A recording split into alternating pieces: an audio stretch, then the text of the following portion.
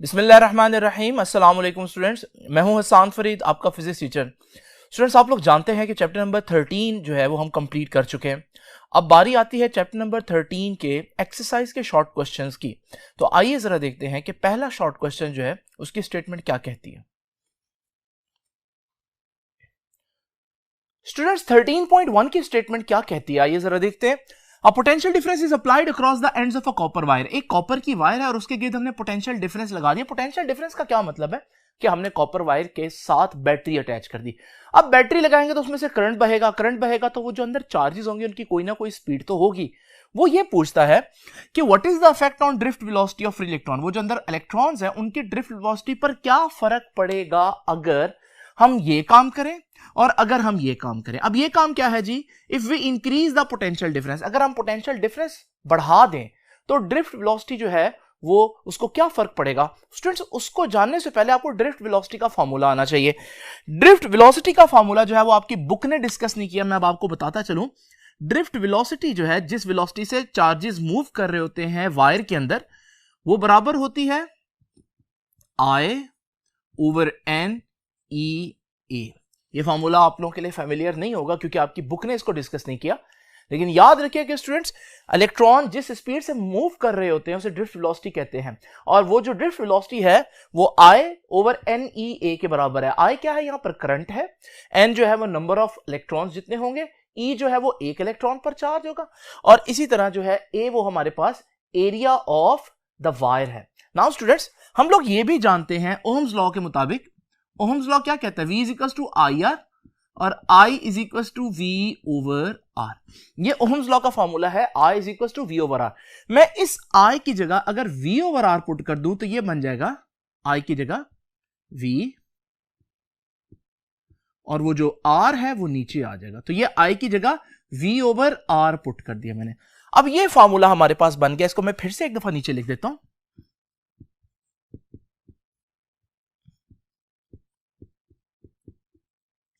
Now student जरा तवज्जो कीजिए, ये हो गया हमारे पास drift velocity of the electrons का फॉर्मूला।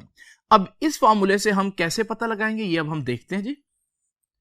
तो दोबारा देखिए वो क्या कह रहा है, इंक्रीजिंग द पोटेंशियल डिफरेंस। अगर मैं पोटेंशियल डिफरेंस बढ़ाऊं तो ड्रिफ्ट वेलोसिटी को क्या फर्क पड़ेगा। स्टूडेंट्स, ये है ड्रिफ्ट वेलोसिटी, ये है पोटेंशियल डिफरेंस, और दोनों ही ऊपर आ रहे हैं, जिसका क्लियर मतलब यह है कि ड्रिफ्ट वेलोसिटी और पोटेंशियल डिफरेंस का तो आपस में डायरेक्ट रिलेशन है। यानी अगर मैं पोटेंशियल डिफरेंस को बढ़ाऊंगा तो वायर में मौजूद इलेक्ट्रॉन्स की वेलोसिटी, ड्रिफ्ट वेलोसिटी भी बढ़ जाएगी। तो यही हमारे पास नतीजा हुआ इसका। तो इंक्रीजिंग द पोटेंशियल डिफरेंस से क्या होगा, तो इसका रिजल्ट आया कि drift velocity increases by increasing potential difference। Drift velocity potential difference के बढ़ने से बढ़ती है। और स्टूडेंट्स, ये बात आप देख भी सकते हैं, अगर आपके पास एक वायर के अंदर जो है वो इलेक्ट्रॉन्स हो और आप उसके साथ एक बैटरी अटैच कर दें और उसके साथ एक लोड भी अटैच कर दें, जैसे कोई बल्ब। अब ये बैटरी आप देख रही हैं 3 वोल्ट की बैटरी है, इसकी वजह से जब इलेक्ट्रॉन्स मूव करेंगे तो आप देखेंगे बल्ब जो है वो ग्लो करेगा। लेकिन अगर मैं इस 3 वोल्ट की बैटरी की जगह 9 वोल्ट की बैटरी लगा दूं, यानी कि पोटेंशियल डिफरेंस बढ़ा दिया मैंने, इसका नतीजा ये होगा कि जब आप इसको कनेक्ट करेंगे तो जो इलेक्ट्रॉन्स हैं उनको ज्यादा पुश मिलेगा और वो बड़ी तेजी से मूव करेंगे और हमारे पास बल्ब का ग्लो बढ़ जाएगा। बल्ब का ग्लो बढ़ने का मतलब यह है कि अंदर मौजूद इलेक्ट्रॉन्स जो है उनकी स्पीड जो है वो बढ़ गई है। तो आप लोग देख सकते हैं कि हमारे पास जो पोटेंशियल डिफरेंस अगर हम बढ़ाएं तो drift velocity of the electrons बढ़ जाती है। अच्छा जी, नेक्स्ट चीज देखते हैं। अगर हम ये काम करें तो ड्रिफ्ट वेलोसिटी को क्या फर्क पड़ेगा। ये काम क्या है जी, decreasing the length and temperature of wire. अगर हम टेम्परेचर भी कम कर दें और लेंथ भी कम कर दें तो क्या फर्क पड़ेगा। आइए, ये जो फॉर्मूला था ना जो मैंने अभी लिखा, इसको मैं एक दफा फिर से यहां पर आपके सामने लिख दूं कि ड्रिफ्ट वेलोसिटी किसके बराबर है, V ओवर NEAR। ये वही फॉर्मूला है जो मैंने पहले भी आप लोगों के सामने लिखा। अब जरा देखें, सबसे पहले तो आप नोट करें कि मैं कर क्या रहा हूं। मैं लेंथ कम कर रहा हूं, लेंथ को कम कर रहा हूं और टेम्परेचर को भी कम कर रहा हूं। अब लेंथ को भी कम करूंगा, टेम्परेचर को भी कम करूंगा, इससे फर्क क्या पड़ेगा? स्टूडेंट्स याद रखिएगा, मैंने आप लोगों को एक चीज पढ़ाई थी और वो थी रेजिस्टेंस का फॉर्मूला। रेजिस्टेंस किसके बराबर होती है? रेजिस्टेंस का फॉर्मूला होता है रो एल ओवर ए। यह है रेजिस्टेंस का फॉर्मूला। और रेजिस्टेंस का आप ताल्लुक देख रहे हैं किसके साथ आ रहा है? लेंथ के साथ डायरेक्ट ताल्लुक है। यानी कि जब मैं यहां पर आपको बोल रहा हूं कि मैं लेंथ कम कर रहा हूं, स्टेटमेंट जो कह रही है डिक्रीजिंग द लेंथ, तो मैं उससे नतीजा निकाल रहा हूं कि जब मैं लेंथ कम करूंगा, अब क्योंकि लेंथ तो इस फार्मूले में है नहीं ना, इसलिए मैं लेंथ का इफेक्ट रेजिस्टेंस के इफेक्ट से जोड़ूंगा। जब मैं लेंथ कम करूंगा तो यह फार्मूला बता रहा है कि लेंथ के कम होने से रेजिस्टेंस कम होगी। और फिर दूसरी बात वो क्या कह रहा है?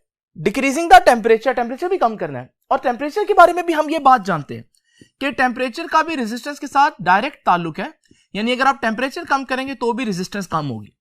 ये दो बातें बहुत इंपॉर्टेंट है जो मैंने आप लोगों के साथ शेयर किए यहां पर। अब इन दो बातों से मैं क्या नतीजा निकालूंगा? देखें, decreasing the length and decreasing the temperature. Decreasing the length also decreases the resistance, decreasing the temperature also decreases the resistance. इसका मतलब क्या हुआ? इन दोनों बातों का नतीजा यह हुआ कि रेजिस्टेंस कम होती है। ठीक है जी, तो मैं ये बात लिख देता हूं कि decreasing length and temperature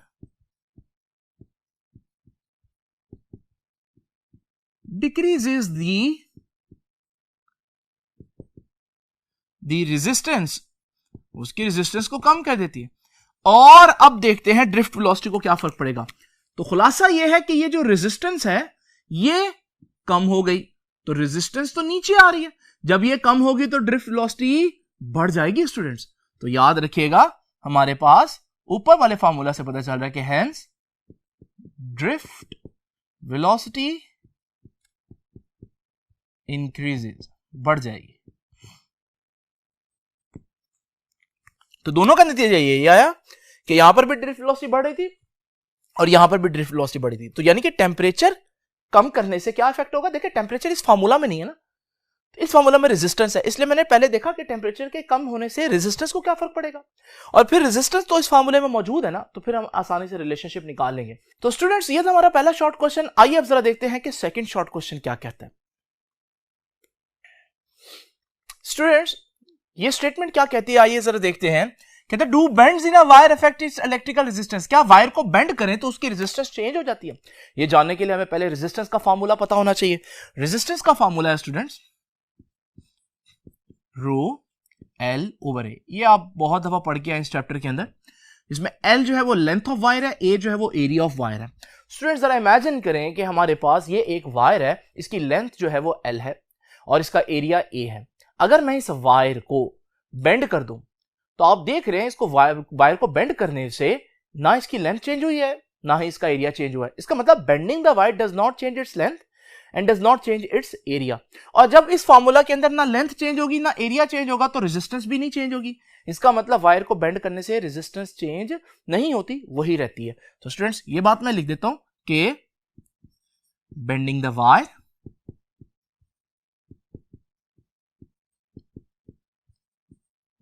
does not alter का मतलब चेंज कर देना, does not alter its length or cross sectional area।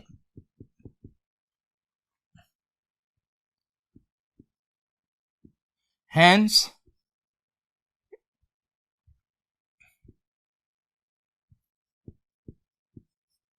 resistance does not change। तो रेजिस्टेंस भी चेंज नहीं होगी। और स्टूडेंट्स, ये बात मैं यहां पर भी लिख देता हूं क्योंकि उसने पूछा do bends in a wire affects electrical resistance, तो हम कहेंगे no bend in a wire do not affect electrical resistance.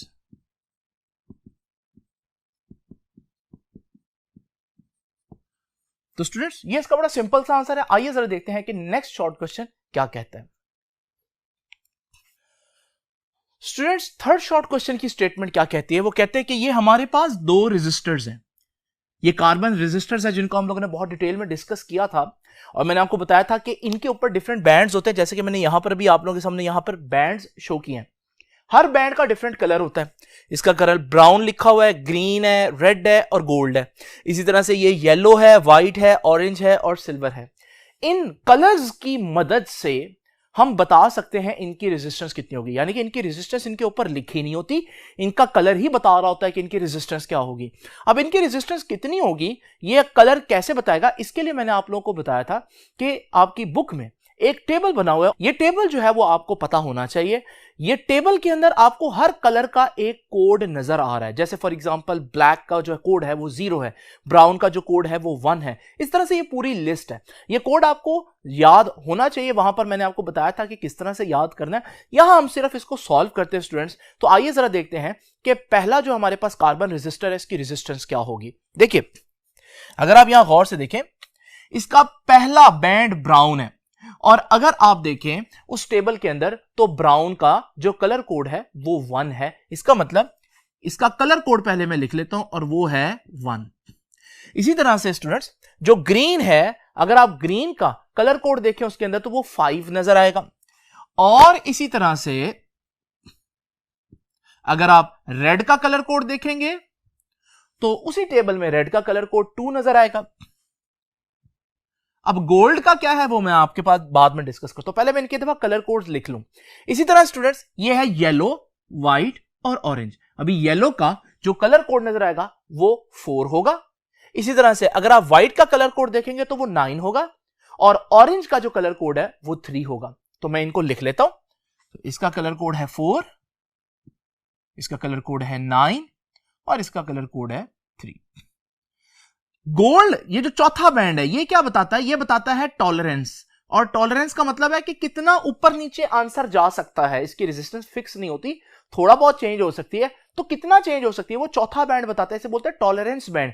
और ये हमारे पास जो चौथा बैंड है अगर गोल्ड का हो तो इसका मतलब है ±5% आंसर ऊपर नीचे जा सकता है। जितना आंसर असल में इसका जो इसकी मार्क्ड वैल्यू है उससे ऊपर नीचे आंसर जा सकता है। इसी तरह से अगर सिल्वर हो तो इसका मतलब ±10%। तो स्टूडेंट्स आइए अब जरा इसको लिखते हैं। पहला बैंड बताता है, मैंने रेजिस्टेंस बतानी ना इसकी, पहला बैंड बताता है पहला डिजिट, तो पहला डिजिट 1 है जो उसका कलर कोड है। दूसरा बैंड बताता है दूसरा डिजिट, तो दूसरा डिजिट फिर 5 होगा। अच्छा तीसरा बैंड क्या बताता है? तीसरा बैंड ये नहीं बताता तीसरा डिजिट, तीसरा बैंड क्या बताता है? जितनी तीसरी बैंड की वैल्यू आएगी उतने जीरोस लगाने आपने, तो यानी कि तीसरा बैंड तो 2 है तो इतने 0 आ जाएंगे। अब आपको मालूम है ये 1500 ओम का रेजिस्टर है, लेकिन आपको ये भी मालूम है आगे गोल्ड बैंड क्या बता रहा है कि भाई ये आंसर फिक्स नहीं है, इतना ऊपर नीचे जा सकता है। तो मैं इसी को साथ ले लेता हूं ±5% ओम्स। ये है हमारे पास फर्स्ट रेजिस्टर की रेजिस्टेंस। इसी तरह से इसकी रेजिस्टेंस भी देख लेते हैं स्टूडेंट्स। तो पहला बैंड का जो नंबर आया वो पहला डिजिट होगा, दूसरा बैंड का जो नंबर है वो दूसरा डिजिट होगा, और तीसरे बैंड का जो नंबर आया कलर कोड जो आया है वो तीसरा डिजिट नहीं बताएगा बल्कि वो टोटल जीरोस बताएगा। तो ये जो 3 आया है इसका मतलब 3 0 आएंगे। और फिर आप जानते हैं कि सिल्वर बैंड का मतलब है 10% आंसर ऊपर नीचे जा सकता है इसका। तो ये हमारे पास इसकी रेजिस्टेंस आ गई। स्टूडेंट्स यहां पर मैं बताता चलूं कि मैंने आपके सामने बहुत बड़ा करके दिखाया इनको, लेकिन अगर आप रियलिटी में देखेंगे तो आपको पता चलेगा कि असल में ये तो कार्बन रेजिस्टर बहुत छोटे छोटे नजर आते हैं डेली लाइफ के अंदर। तो स्टूडेंट्स ये था हमारे पास थर्ड शॉर्ट क्वेश्चन। आइए अब जरा देखते हैं कि फोर्थ शॉर्ट क्वेश्चन क्या कहता है। स्टूडेंट्स ये हमारे पास फोर्थ शॉर्ट क्वेश्चन की स्टेटमेंट लिखी है। वो कहता है कि why does the resistance of a conductor rises with temperature? Temperature बढ़ाने से रेजिस्टेंस क्यों बढ़ जाती है? ये जानने के लिए आपको सबसे पहले तो देखना पड़ेगा कि रेजिस्टेंस की असल वजह कौन है। तो स्टूडेंट जरा तवज्जो कीजिएगा, अगर आप किसी भी मेटालिक कंडक्टर या वायर के अंदर जूम करके देखें तो आपको बहुत से एटम्स और इलेक्ट्रॉन्स नजर आएंगे। ये इलेक्ट्रॉन्स जो है ये फ्री हैं, मूव करना चाहते हैं, लेकिन दरमियान में अगर आप देखें तो आपको एटम नजर आ रहे हैं जो अपनी जगह पर वाइब्रेट कर रहे हैं थर्मल एनर्जी की वजह से। नाउ स्टूडेंट्स जरा तवज्जो कीजिएगा, अगर आप इसके साथ बैटरी लगाएं तो इलेक्ट्रॉन का जो फ्लो है वो मूव करना शुरू हो जाता है, लेकिन इन इलेक्ट्रॉन को फ्लो करते हुए वो एटम्स बार बार टकराते हैं जिनकी वजह से ये फ्लो रुकता है, और हम कहते हैं कि हमारे पास यही रेजिस्टेंस मिल रही है इलेक्ट्रॉन्स के फ्लो को। तो यानी कि रेजिस्टेंस कहां से आती है? रेजिस्टेंस की असल वजह है वो वाइब्रेटिंग एटम्स का इलेक्ट्रॉन के फ्लो के साथ टकराना। नाउ स्टूडेंट्स, टेंपरेचर बढ़ाने से रेजिस्टेंस को क्या फर्क पड़ेगा? देखिए बड़ी आसान सी बात है, अगर मैं यहां पर देखूं टेंपरेचर बढ़ा दूं किसी तरीके से इस वायर का, तो एटम्स की थर्मल एनर्जी बढ़ जाएगी। जब एटम्स की थर्मल एनर्जी बढ़ जाएगी तो उनका वाइब्रेशन का एम्पलीट्यूड आप देख रहे हैं ज्यादा हो गया। अब वो ज्यादा विगरसली, ज्यादा तेजी से, ज्यादा एम्पलीट्यूड के साथ वाइब्रेट कर रहे हैं। जब वो इस तरह से वाइब्रेट करेंगे तो उनका इलेक्ट्रॉन के साथ टकराने का चांस भी बढ़ जाएगा। जब वो ज्यादा टकराएंगे इलेक्ट्रॉन्स के साथ तो इलेक्ट्रॉन को ज्यादा रुकावट देंगे, जिसका मतलब यह है कि रेजिस्टेंस बढ़ गई। तो टेंपरेचर बढ़ाने से जो रेजिस्टेंस है वो बढ़ जाती है। स्टूडेंट्स, ये बात मैं आपके सामने यहां पर लिख देता हूं।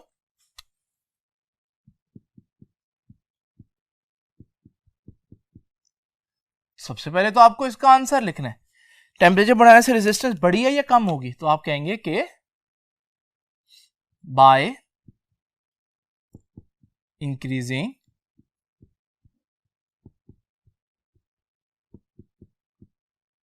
temperature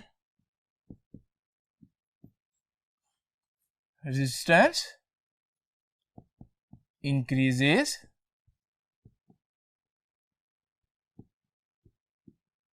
तो टेम्परेचर बढ़ाने से रेजिस्टेंस बढ़ गई। लेकिन इसको जस्टिफाई कैसे करेंगे, इसकी रीजन क्या लिखेंगे?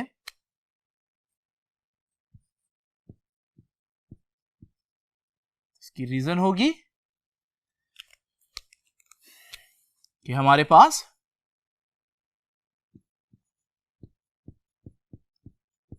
रेजिस्टेंस की वजह क्या है। सबसे पहले तो आप ये बताएंगे कि resistance to flow of electron is because of collision between free electrons and vibrating atoms। वो जो एटम्स वाइब्रेट कर रहे हैं और फ्री इलेक्ट्रॉन्स, उनके दरमियान कोलिजन की वजह से आती है रेजिस्टेंस, और फिर जब हम टेम्परेचर बढ़ाते हैं तो ये कोलिजन बढ़ जाता है। तो याद रखिएगा, व्हेन टेम्परेचर इज इंक्रीज्ड